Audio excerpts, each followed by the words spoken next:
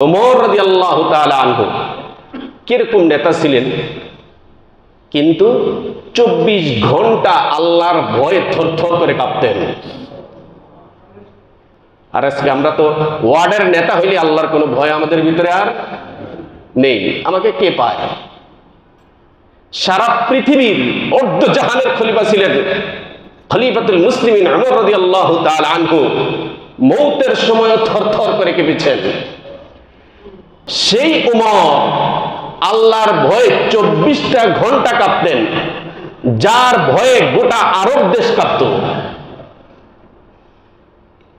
ইসলামের ইতিহাসে যতজন প্রভাবশালী প্রতাপশালী রাষ্ট্রপ্রধান ছিলেন, তার মধ্যে অন্যতম হলেন খলিফাতুল মুসলিমিন ওমর রাদিয়াল্লাহু তাআলা আনহু। তিনার ইনসাফ, তিনার বিচার ব্যবস্থা এত শক্ত ছিল। আল্লাহর প্রশংসা করে আমরা জিন্দেগি ভর, গোটা জিন্দেগি যদি সব কাজ বন্ধ করে যদি শুধু আল্লাহর প্রশংসাই করতে থাকি, তা আমার হায়াত শেষ হয়ে যাবে, আল্লাহর প্রশংসা শেষ হবে না।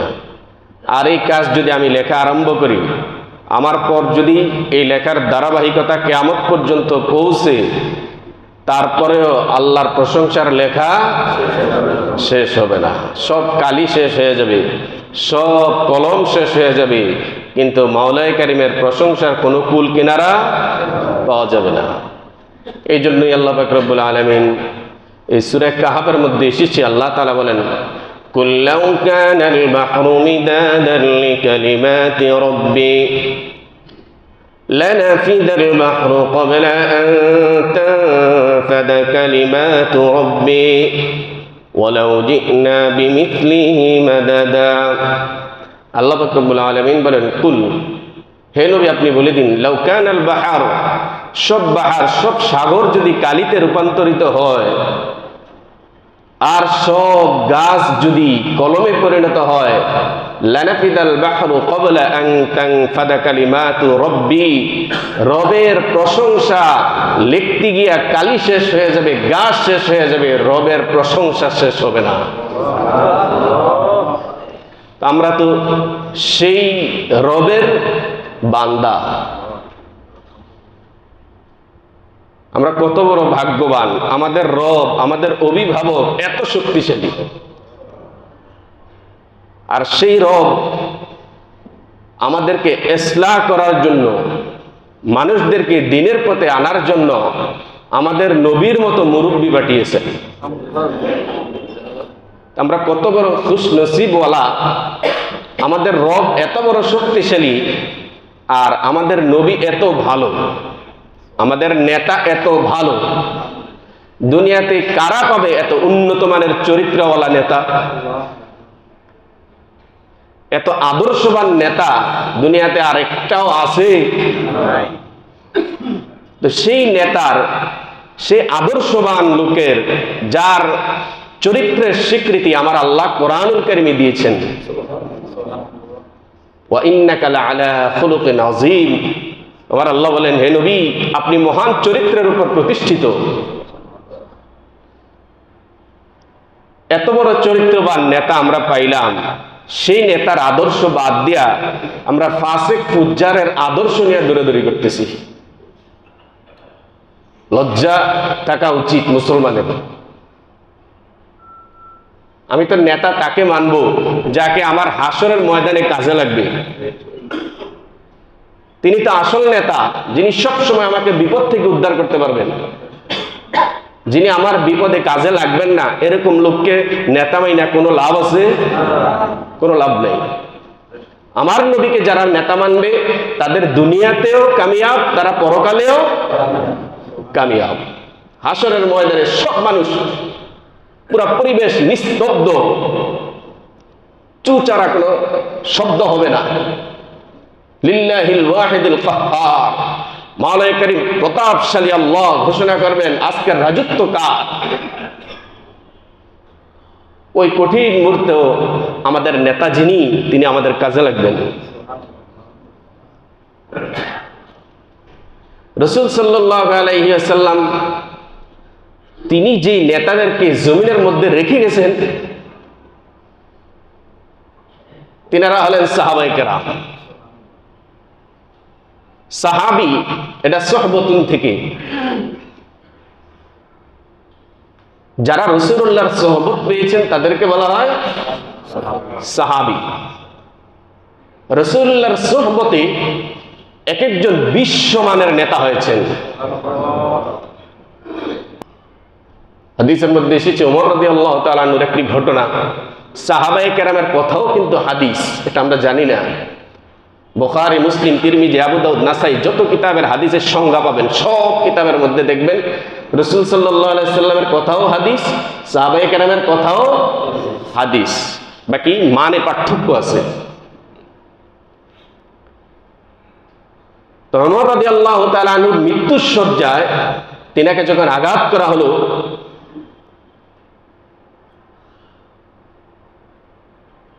তখন তিনার এই ক্ষতর চিকিৎসা যিনি করতেছিলেন ওই ডাক্তার তিনাকে দুধ পান করাইলেন চিকিৎসা স্বরূপ, ঔষধ স্বরূপ। কিন্তু তিনি যখন দুধ পান করলেন, তিনার সে ক্ষত দিয়ে ছিদ্র দিয়া দুধগুলো সব বের হয়ে গেছে। তখন ও চিকিৎসক বুঝতে পারলেন ওমর রাদিয়াল্লাহু তাআলা আনহুর হায়াত মোটামুটি শেষ, তিনাকে বাঁচানো আমাদের পক্ষে আর সম্ভব নয়। তিনি খলিফাতুল মুসলিমিন ওমর রাদিয়াল্লাহু তাআলা আনহুকে বললেন, আমিরুল মুমিনিন, আপনি ওসিয়ত করুন, সম্ভবত আপনার চিকিৎসা আমরা আর দিতে পারবো না। ওমর রাদিয়াল্লাহু তাআলা আনহু তিনার সন্তান আব্দুল্লাহ ইবনে ওমর রাদিয়াল্লাহু তাআলা আনহুকে ডাকলেন। আব্দুল্লাহ ইবনে ওমর অত্যন্ত উঁচু মানের লোক ছিলেন। ওমর রাদিয়াল্লাহু তাআলা আনহু আব্দুল্লাহ ইবনে ওমর রাদিয়াল্লাহু তাআলা আনহুকে ডেকে বললেন, আব্দুল্লাহ, যাও তুমি হুযায়ফা ইবনে ইয়ামানকে ডাকো। হুযায়ফা ইবনে ইয়ামান রাদিয়াল্লাহু তাআলা আনহু এমন একজন সাহাবী যিনাকে আল্লাহর নবী সাল্লাল্লাহু আলাইহি ওয়াসাল্লাম, যার নিকট রাসূল সাল্লাল্লাহু আলাইহি ওয়াসাল্লাম মুনাফিকদের নাম বলে গেছেন যে অমুক অমুক অমুক লোকটা মুনাফিক। ওমর রাদিয়াল্লাহু তাআলা আনহুর ছেলে হুযায়ফা ইবনে আব্দুল্লাহ ইয়ামান রাদিয়াল্লাহু তাআলা আনহুকে ডেকে আনলেন। আনার পর ওমর রাদিয়াল্লাহু তাআলা আনহু বলতেছেন, হুযায়ফা, তোমাকে আমি আল্লাহর কসম দেয়া বলতেছি, তুমি বলো আল্লাহর নবী কি মুনাফিকদের নামটা যে লিস্টে দেয়া গেছেন এটার মধ্যে আমার নাম আছে কিনা?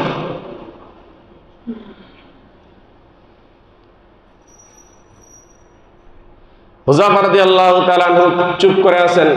আবার বলতেছেন, আমি তোমাকে আল্লাহর কসম দিয়ে বলতেছি, তুমি বলো আল্লাহর নবী মুনাফিকদের যে লিস্টে দিয়ে গিয়েছেন এটার মধ্যে আমার নাম আছে নাকি? হুযায়ফা ইবনে ইয়ামান রাদিয়াল্লাহু তাআলা আনহু কান্নাজড়িত কণ্ঠে বললেন, আমিরুল মুমিনিন,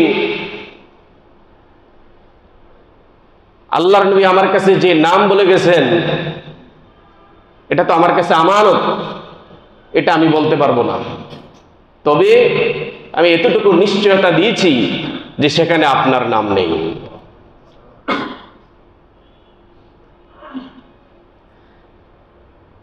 এবার ওমর রাদিয়াল্লাহু তাআলা আনহু আব্দুল্লাহ ইবনে ওমর রাদিয়াল্লাহু তাআলা আনহু বললেন, কলিজার টুকরা, জমিনের মধ্যে আমার আর একটা কাজ বাকি আছে। বললেন কি? বলে যে যাও তুমি উম্মাহাতুল মুমিনিন আয়েশা রাদিয়াল্লাহু তাআলা আনহার কাছে যাও, ওখানে গিয়ে আমার সালাম দিবে। এগুলা কিন্তু সব তিনার অন্তিম শয্যায় মুমূর্ষ অবস্থার কথা। ওখানে গিয়ে বলবে, আমার সালাম দিবে এবং তিনাকে গিয়ে বলবে, আম্মা আপনার সন্তান, আমিরুল মুমিনিন বলবা না, সাবধান। ওখানে গিয়ে বলবে, আম্মা আপনার এক সন্তান ওমর, তিনি আপনার কাছে অনুমতি চেয়েছেন যে তিনার দুই বন্ধু, রাসূল সাল্লাল্লাহু আলাইহি ওয়াসাল্লাম এক বন্ধু, সাইয়্যিদনা আবু বকর সিদ্দিক রাদিয়াল্লাহু তাআলা আনহু আরেক বন্ধু, যে দুই বন্ধুর সাথে তিনার কবরটা তিনি করতে চান। আয়েশা রাদিয়াল্লাহু তাআলা আনহা কান্নাজড়িত কণ্ঠে বললেন, আমি তো এই কবরটা আমার জন্য বরাদ্দ রেখেছিলাম, তো উনি যেহেতু চেয়েছেন, এটা আমি ওনার জন্য বরাদ্দ দিয়ে দিলাম। হজে যারা গিয়েছেন বিশ্বের সকল মুসলমান জানতে পারেন পাশাপাশি 3টি কবর অবস্থিত। আখেরি পয়গম্বরের আবু বকর রাদিয়াল্লাহু তাআলা আনহুর, খলিফাতুল মুসলিমিন ওমর রাদিয়াল্লাহু তাআলা আনহুর কবর। তিনার ইন্তেকাল হলো। ওমর রাদিয়াল্লাহু তাআলা আনহু বললেন, পরে আব্দুল্লাহ রাদিয়াল্লাহু তাআলা আনহু যখন আয়েশা রাদিয়াল্লাহু তাআলা আনহুর থেকে এই খবর নিয়ে ওমর রাদিয়াল্লাহু তাআলা আনহুর নিকট আসলেন, এসে দেখেন ওমর রাদিয়াল্লাহু তাআলা আনহু তিনার গালটা, মাথাটা জমিনের মধ্যে রেখে দিয়েছেন। আমরা বালিশের মধ্যে যেভাবে শুই, ঠিক এভাবে জমিনের মধ্যে গাল লাগিয়ে শুয়ে আছেন। বাবা জমিনের মধ্যে মাথা রেখেছেন। আব্দুল্লাহ রাদিয়াল্লাহু তাআলা আনহু মাথাটাকে উঠাইয়া নিজের রানের উপর রাখলেন। ওমর রাদিয়াল্লাহু তাআলা আনহু বললেন, আব্দুল্লাহ, এটা করবে না, আমার মাথাটা জমিনের মধ্যে রাখতে দাও। আমার আল্লাহ, আমার তাওয়াজু, আমার বিনয়ী ভাবটা আমার আল্লাহ দেখুক। আমি কত ছোট, কত নগণ্য, এটা আমার আল্লাহ দেখুক। এই বিনয়টার সাথেই যেন আমার ইন্তেকাল হয়। আমার আল্লাহ যদি ওমরকে ক্ষমা না করে, তাহলে ওমর ব্যর্থ। তারপর ওমর রাদিয়াল্লাহু তাআলা আনহু বললেন, আব্দুল্লাহ, আমার ইন্তেকালের পর আমার যখন জানাজা হবে, তখন আমার জানাজার দিকে তুমি ভালো করে লক্ষ্য রাখবে। হুযায়ফা ইবনে ইয়ামান, যার নিকট আমার নবী মুনাফিকদের লিস্টি দিয়ে গিয়েছেন, তিনি আমার জানাজায় অংশগ্রহণ করেন কিনা। যদি তিনি আমার জানাজায় অংশগ্রহণ করেন, তুমি যদি দেখতে পাও, তাহলে আমার দাফন রওজার পাশে করবে। আর যদি তিনাকে আমার জানাজার পাশে, জানাজার মধ্যে দেখতে না পাও, তাহলে আখেরি পয়গম্বরের রওজার পাশে আমাকে দাফন করবে না, সাধারণ মুসলমানের কাতারে নিয়ে আমাকে দাফন করবে।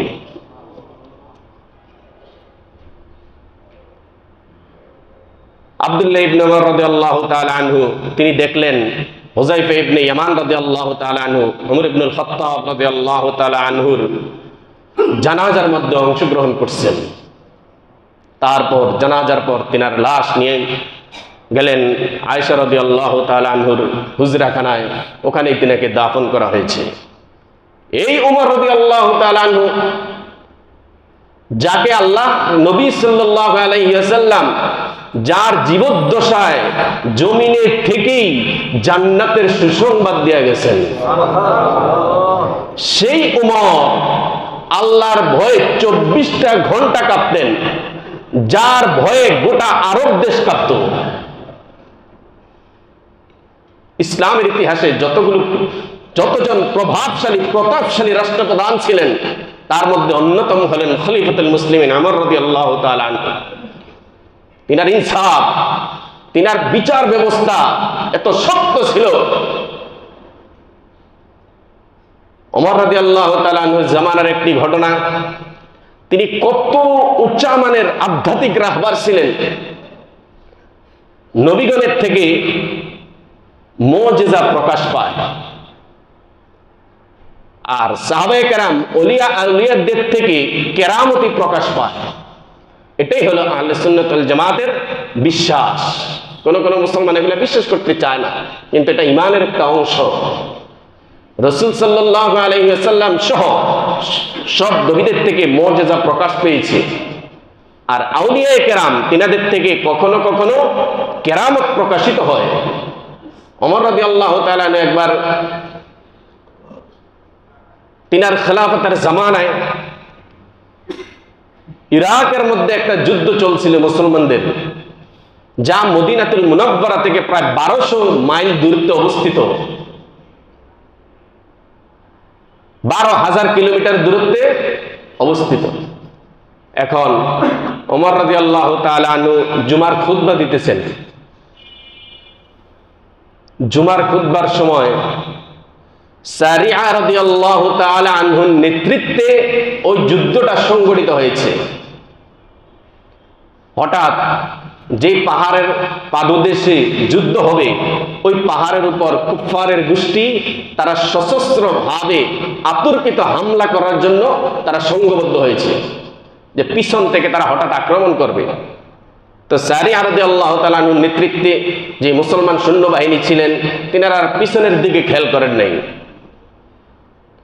ওমর রাদিয়াল্লাহু তাআলা আনহু তিনি মিম্বারে যখন খুতবা দিতেছেন, বুখারী শরীফের হাদিস,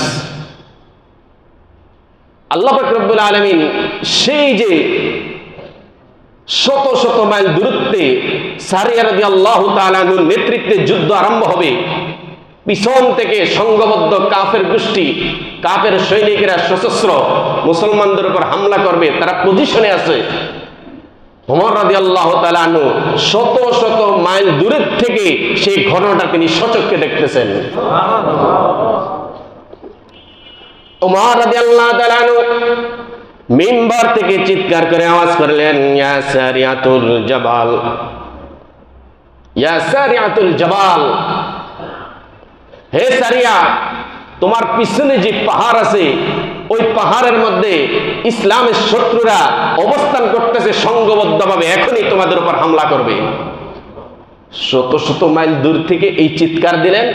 আল্লাহ পাক রব্বুল আলামিন কেরামত স্বরূপ কুদরতি ভাবে সে আওয়াজ তৎক্ষণাৎ সারিয়া রাদিয়াল্লাহু তাআলা আনহুর কানের মধ্যে পৌঁছে দিলেন। সারিয়া রাদিয়াল্লাহু তাআলা আনহু পিছনের দিকে তাকাইয়া দেখে, তিনি তো ওমর রাদিয়াল্লাহু তাআলা আনহুর আওয়াজ শুনলেন, এই কি? পিছনের দিকে তাকাইয়া দেখে কাফের বাহিনী প্রস্তুত। ইব্রাহিম আলাইহিস সালাম জাবালে আবু কুবাইসের উপরে দাঁড়াইয়া তিনি ঘোষণা করলেন, হে বিশ্ববাসী, আল্লাহর ঘর নির্মাণ আমি করেছি, এখন সারা দুনিয়ার থেকে তোমরা পায়ে হেঁটে, ঘোড়া ব্যবহার করে, যানবাহন ব্যবহার করে, প্লেন ব্যবহার করে সেই ঘরের তাওয়াফ করতে আসো। আল্লাহ তাআলা গোটা পৃথিবীর সমস্ত হাজীদের হৃদয়ে পৌঁছে দিয়েছেন। ইব্রাহিম আলাইহিস সালামেরটা ছিল মুজিজা, ওই আওয়াজ আল্লাহ পৌঁছেছেন। আর ওমর রাদিয়াল্লাহু তাআলা আনহুরটা ছিল কারামত, ওই আওয়াজ আল্লাহ সারিয়া রাদিয়াল্লাহু তাআলা আনহুর কান পর্যন্ত পৌঁছে দিয়েছেন। এত বড়, এত প্রতাপশালী বাদশাহ ওমর রাদিয়াল্লাহু তাআলা আনহু, তিনি মৌতের সময়, মৌতের আগে আমার আল্লাহকে কি ভয়টা করছে। এরকম লোককে আমরা আদর্শ মানবো না? আমরা ফাসিক ফুজ্জারদের কি আদর্শ মানবো? লজ্জা লাগে না মুসলমান?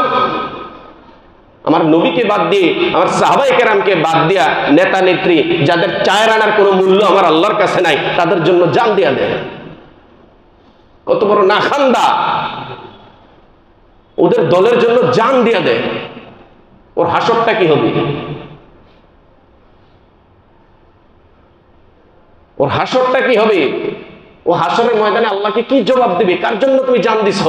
এই জানের মালিক তো তুমি না, এই জান তো আমার আমানত। এই জন্য কিন্তু এই লোকগুলো কিন্তু নামাজ পড়তেছে, নামাজ পড়তেছে না? দলের জন্য, নেতা নেত্রীর জন্য জান দিতেছে। ওরা কি নামাজ পড়ে না? ওরা নামাজ পড়তেছে, ওরা হজও করতেছে, ওরা কোরবানির সিজনে কোরবানিও দিচ্ছে, ওরা রমজানের সিজনে রোজাও রাখতেছে। তাহলে ওরা কেন অনিসলামিক দল করে শেষ পর্যন্ত জান দিবে? এর একটাই কারণ, ওদের ভিতরে ইসলাম নেই। ওদের আমল আছে, শারীরিক আমল আছে, কিন্তু ওদের কলব অপবিত্র, ওদের ভিতরে ইসলাম নেই। এই জন্য বলতেছিলাম, আমল দুই প্রকার।